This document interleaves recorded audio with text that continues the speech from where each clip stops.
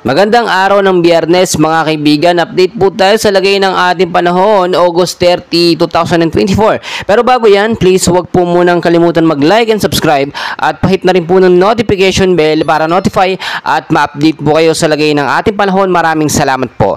Mga kaibigan, ang hypnosis po natin ngayon ay patuloy pa rin po natin binabantayan. Ito nga pong southwest monsoon or hanging habagat na nakakaapekto po sa Luzon at sa Visayas area. Ngayon po, wala po tayong binabantayan na bagyo sa loob at labas ng Philippine Area of Responsibility. Wala din po mga active low pressure area at ito na pong si Typhoon Shanshan ay nakapakalayo na po. Ito'y humihina na po at nasa bansang Japan na po ito mga kaibigan. Hindi na rin po ito direct na nakaka-epekto sa ating bansang Pilipinas. Pero ang tanging nagpapaulan po sa bansa natin ngayon, especially sa Luzon at sa Visayas, ay ito pa rin pong southwest monsoon. At nakita nyo naman mga kaibigan, nakataas ng mga nakarang araw ang yellow alert warning po ibig sabihin heavy rainfall po yun at inaasahan yan posible ngayong araw po mga kaibigan, especially sa hapon at sa gabi.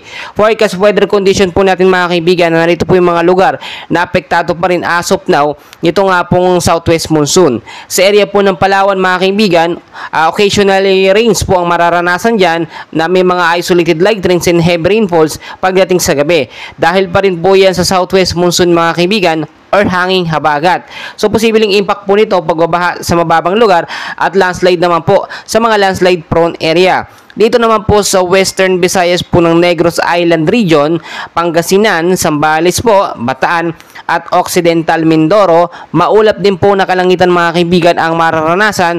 Meron po mga isolated light rains mahina hanggang sa malakas na pag-ulan ang posibleng maranasan pagdating naman po sa gabi dahil po yan sa southwest monsoon or hanging habagat. So yung impact po nito, posibleng magkaroon ng pagbabaha sa mga mababang lugar at landslide naman po doon po sa mga mountainous area sa matataas po na lugar mga kaibigan.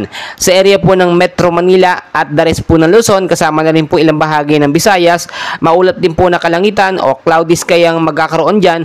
Meron pong mahina hanggang sa malakas sa pag-ulan din ang posibleng maranasan sa hapon po at sa gabi. Dahil pa rin po yan sa banta po ng southwest monsoon mga kaibigan.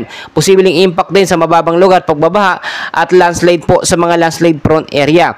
Ang ilang bahagi naman ng ating bansa mga kaibigan na hindi ko po nabanggit ay apektado po ng localized thunderstorm. So kahit mainit sa umaga hanggang sa tanghali, asahan sa hapon meron mo pong mga pag-uulan mahina hanggang sa malakas dahil po sa localized thunderstorm. Kaya kung kayo po ilalabas ng inyong mga kabahayan, ugaliin po magdala ng payong jacket kapote panlaban po sa mga biglaang pag-uulan. Upon checking din po sa ating live radar mga kaibigan, ngayon wala pa po tayong binabantayan na active low pressure area.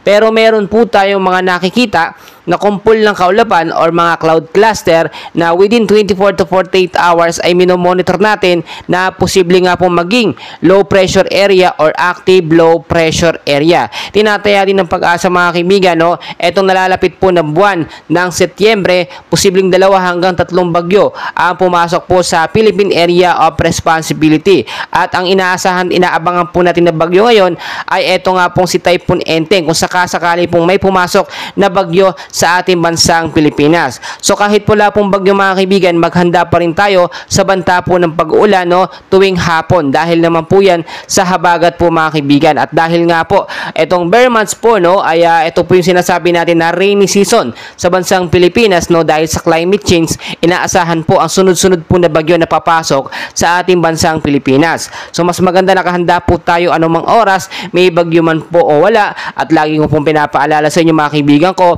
kung kayo pilalabas na inyong mga kabahayan, ugaliin po magdala ng payong jacket kapote, panlaban po yan sa mga biglaang pag-ulan. Kaibigan, always know the weather before you go para safe at handa po tayo lagi sa banta ng panahon. Maraming